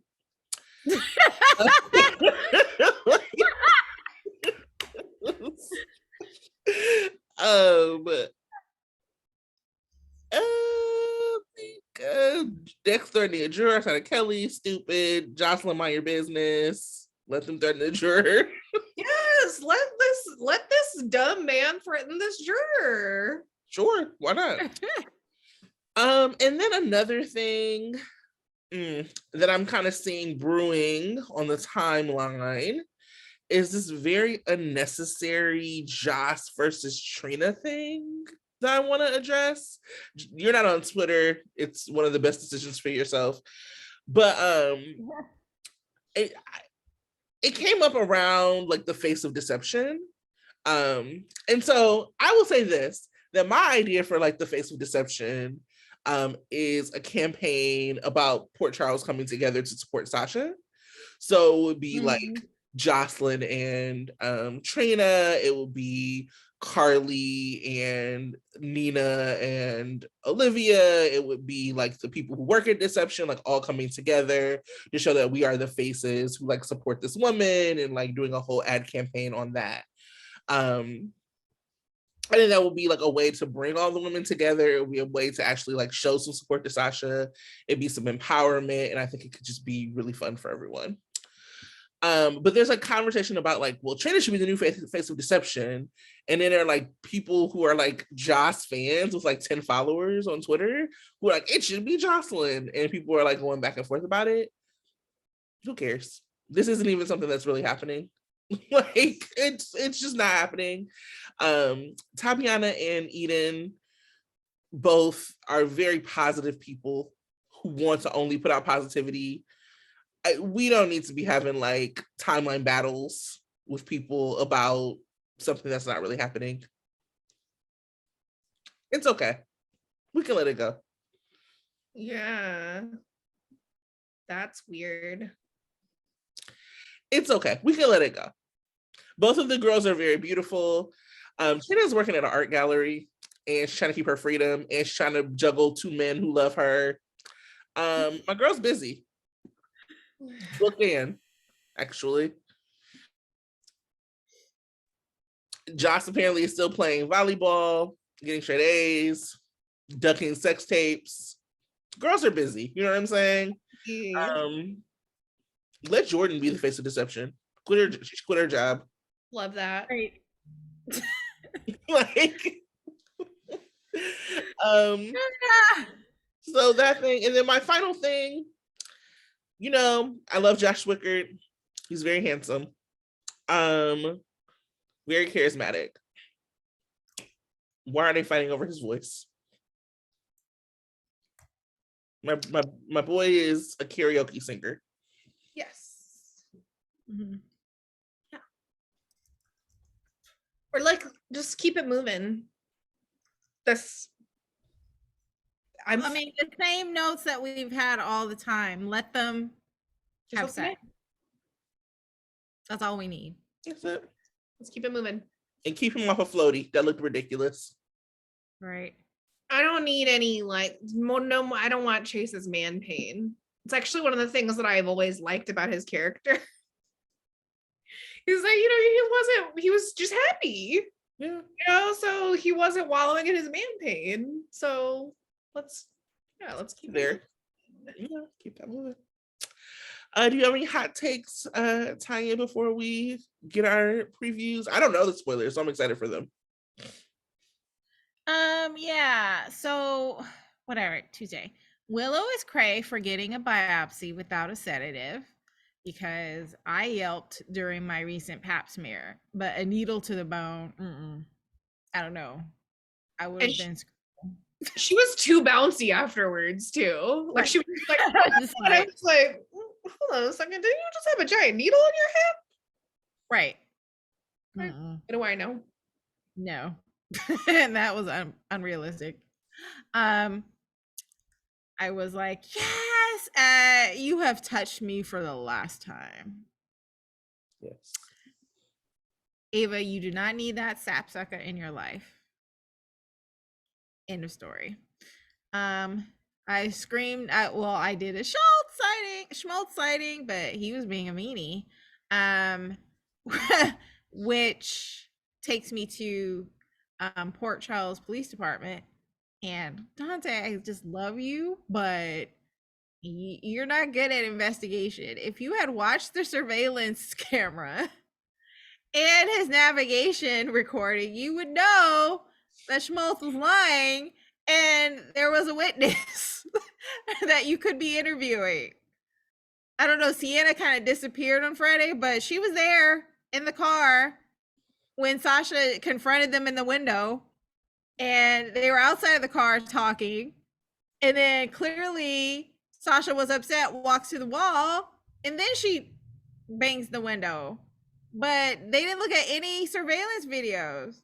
Nothing. They just took his word for it that he was surprised that Sasha did it.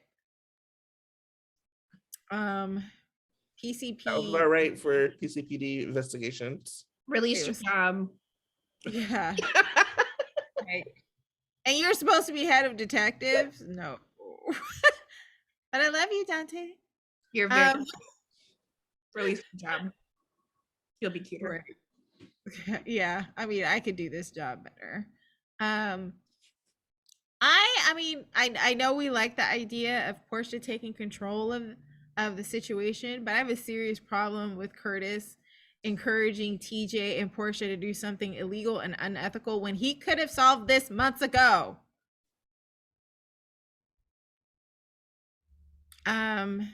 And I'll repeat, Dex is an idiot for talking to a juror in a public place. That's it. Release your Dex. I'm telling everybody. I'm telling everybody. Everybody. You won't break my soul, Dex. Okay, so next week, let's talk about it. Well, we're starting out with a little bit of Wiley's Adults. Oh, God. Not too much, but a little bit. And of course, this is just what they have in the previews. There's always more. There's always more Wiley's Adults when you're least expecting it. But Monday, Sunny congratulates Christina at Charlie's. So we'll be seeing Christina on Monday. Nina tries to woo a new chef to the Metroport before receiving a hand-delivered gift from Ulbrecht. On Tuesday, Sunny and Nina discuss the realities of their relationship. Boo, tomato, tomato. Exactly. Correct. A+. And Drew and Carly seek business strategies from executive coach Mia, aka Cameron Matheson's hot ass wife. Yeah, she is. She is hot as hell. I'm not mad at this nepotism. Welcome back. Y'all be talking shit about Cameron Matheson. He'd be like, well. He's like, but my wife, and I'm like, you know what, Cameron, you're right. I don't have shit to talk because I do not have a hot ass wife. So I'm just jealous. Okay. I can admit I am jealous of Cameron Matheson for having such a hot ass wife. And I appreciate that he knows my wife is hot as hell. He definitely knows. So good for him. Okay, so I'm just kind of like calling this iteration of the storyline this week Sante and their wards. So Sante plus Chalin plus Spixie plus Austin plus the horse friend and his dying mark, which is what I'm calling Britt now. Horse friend's dying mark, because that's how they're treating her.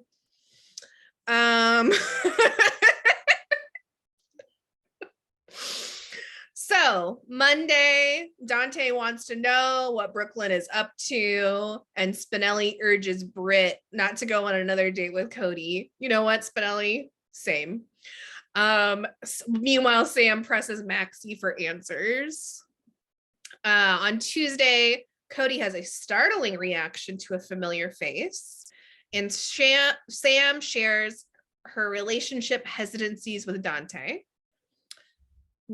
Oh, Tracy's face, she's like so upset. I knew as soon as you said, I don't want any problems for Sante, I was like, whoa.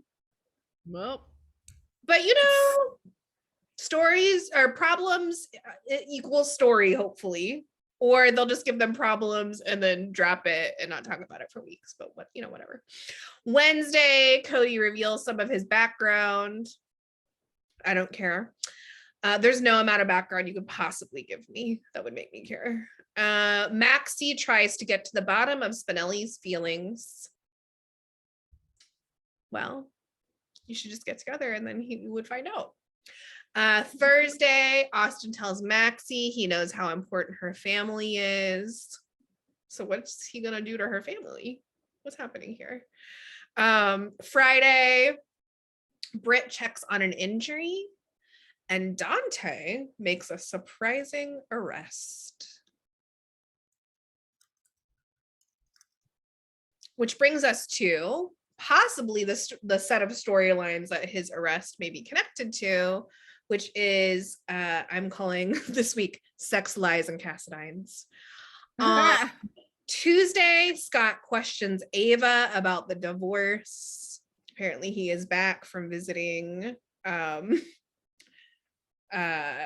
wait, which child? Serena. That's right, because they just got rid of Christina.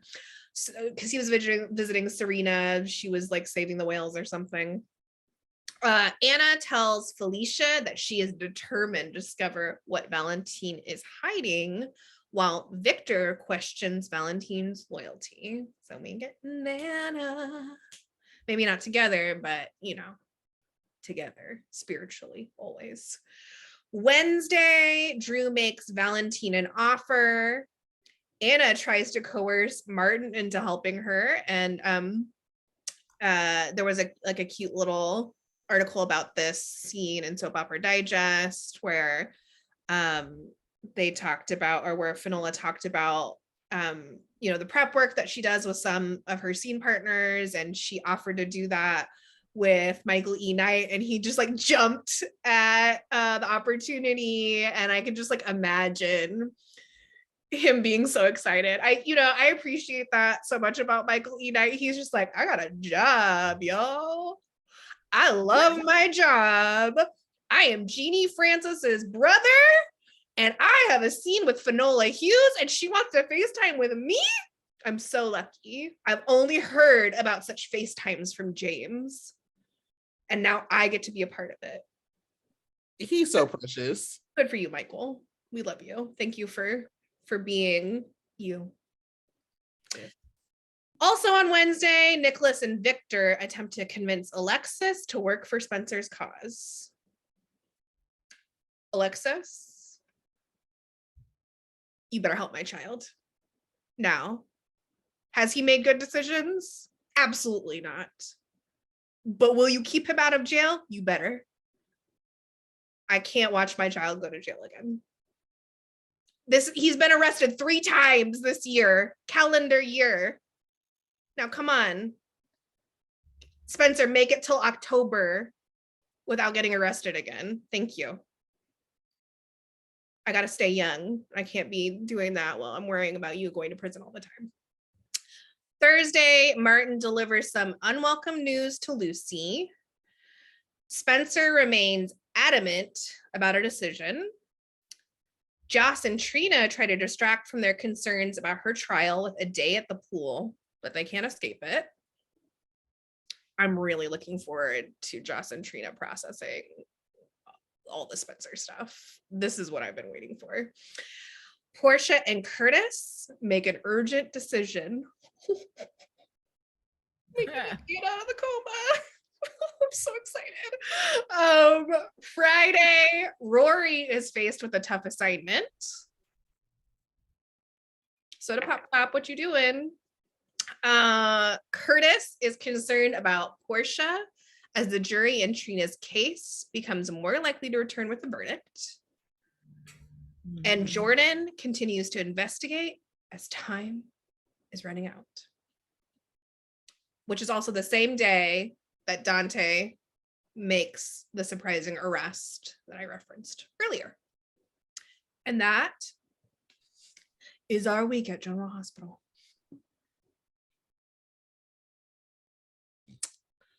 I would like to say, I'd like to recite my poem. I'm going to see if I can get through. I don't know if I said it.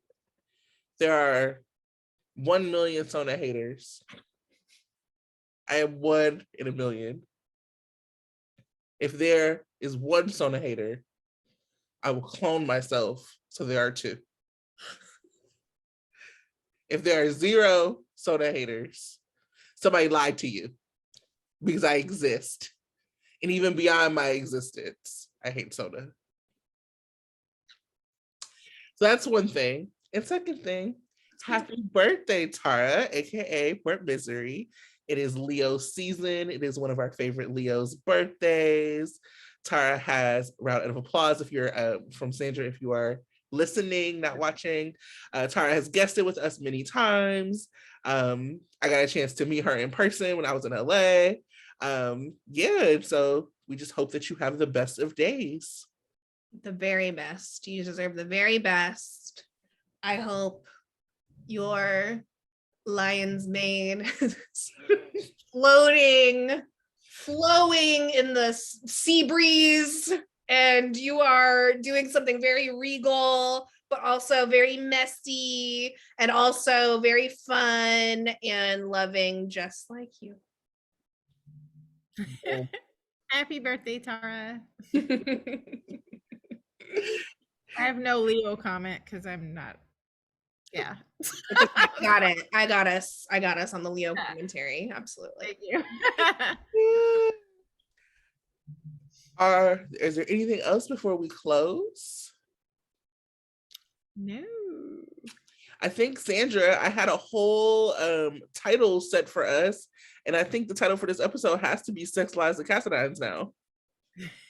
It was going to be the heroine of my own story. Well, Sex, Lies, and Cassadines is going to happen next week, so you can save it for next week's episode. I'm too thirsty. I need it now. Yeah. All right, y'all. Well, we will see you next week for more mess. We are sure. Stay hydrated. Log off. Hydrated and log off. Maybe that should be the title. Subtitle. That could be like the first line before you continue. We need you to know. In parentheses. Right.